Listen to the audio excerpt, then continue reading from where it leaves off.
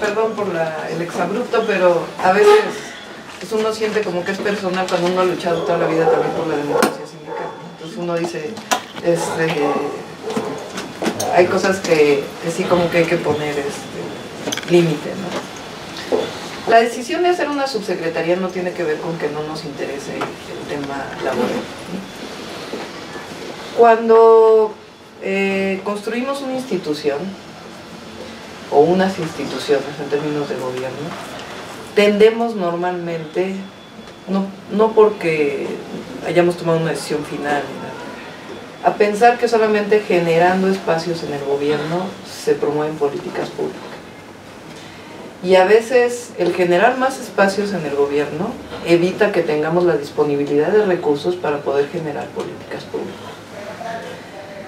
El gobierno de la Ciudad de México tiene hoy un presupuesto de 226,000 millones de pesos, que se distribuye entre organismos autónomos, poder legislativo, policial y nacional. Probablemente aumente un poco más porque hay un dinero ahí que han estado escondiendo en realidad durante todo este tiempo. Pero el presupuesto es finito. Cuando uno dice hay que crear una política para los adultos mayores, originalmente cuando Andrés Manuel López Obrador era jefe de gobierno, eso estaba en la Secretaría de Salud.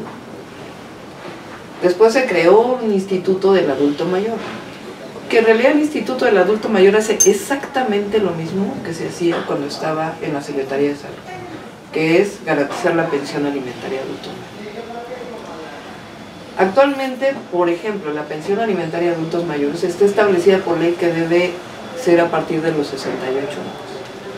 Hay tal rezago en el gobierno de la ciudad en entregar la pensión a los 68 años que estamos hablando casi de 3,000 millones de pesos. Como eso es ley en la ciudad, el gobierno de Andrés Manuel va a dar una parte del recurso para acompañar, pero el gobierno tiene que cumplir con sus propios recursos, ingresos propios y federales, ese derecho, que es el derecho a la pensión universal.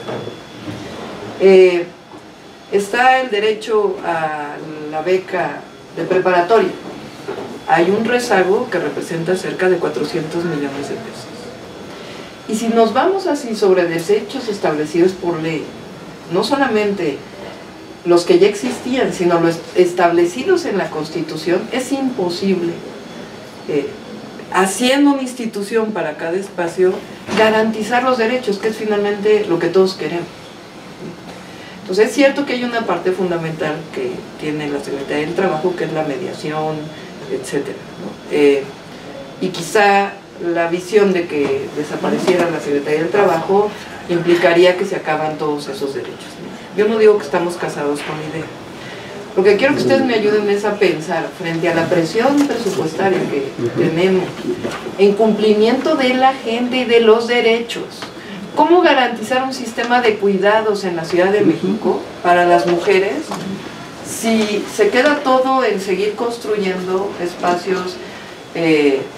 Tenemos que cumplir con una serie de acciones que están planteadas en la Constitución en términos de derechos laborales, de conciliación, de tribunales, funciones que se van a pasar de la Federación a las entidades locales, inspecciones, etcétera.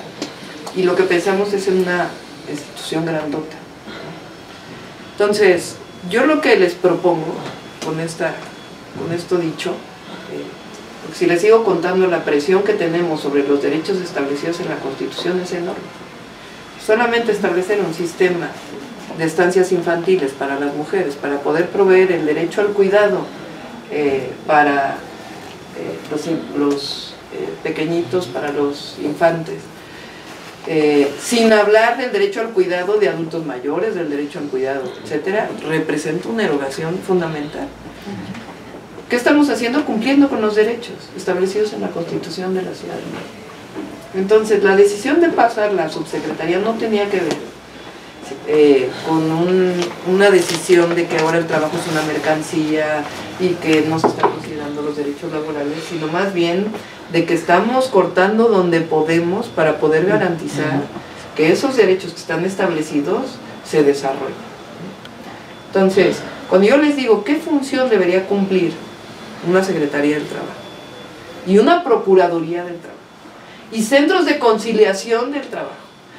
¿Sí me entienden? Entonces, lo que vamos haciendo es creciendo la burocracia, no porque no deba de crecer en ciertas áreas, quitándole el recurso a otras cosas, porque el recurso es finito. Entonces, yo lo que les propongo es que hagamos una mesa, ¿no? Hoy no pudo venir quien sería el consejero jurídico, que es Héctor Villegas, porque tenía otro tema, pero que podamos hacer una mesa de trabajo, no más reuniones, sino una mesa de trabajo, es decir, bajo esta consideración, con lo que viene de atribuciones de la Federación, con lo que está establecido en la Constitución, con las nuevas acciones, ¿cómo constituimos estructuras que no sean un peso a la sociedad, porque esos son finalmente? Una institución robusta no quiere decir que sea una institución gorda, ¿verdad?, en términos de personal, pero tendemos normalmente a eso. Pero entonces harás las juntas de conciliación. Uy, eso representa ¿cuántas juntas de conciliación para la Ciudad de México? Y eso representa recursos, y los recursos que tienen que ir al Poder Judicial, porque ahora el tema de las juntas de conciliación, y no estamos seguros si la Federación no los va a dar, y los recursos que tienen que ver. Y entonces, si seguimos sumando recursos y recursos en esquemas, digamos, de funcionarios públicos, por no llamarle burócrata, en esta perspectiva, pues al final, ¿qué le destinamos a los derechos? En términos de una política pública, ¿no? Entonces, yo les pediría que pudiéramos establecer una mesa de trabajo, y si me lo permite Ernestina, la invitaríamos, que además pues ella ha sido también abogada laboralista. Le digo, Héctor Villegas, con algunos compañeros nuestros que están trabajando sobre el tema de estructura, y veamos, es decir, la Procuraduría y aparte las juntas de conciliación, y aparte ¿es necesario todo eso? Pregunto, ¿no? En función de, y es necesaria las nuevas, y es necesario lo nuevo. Y entonces acabas con una organización que te cuesta 1,000 millones de pesos, que a lo mejor no garantiza tantos derechos como hacerla más pequeña y que garantice derechos del tráfico. Esa es la preocupación como jefa de gobierno.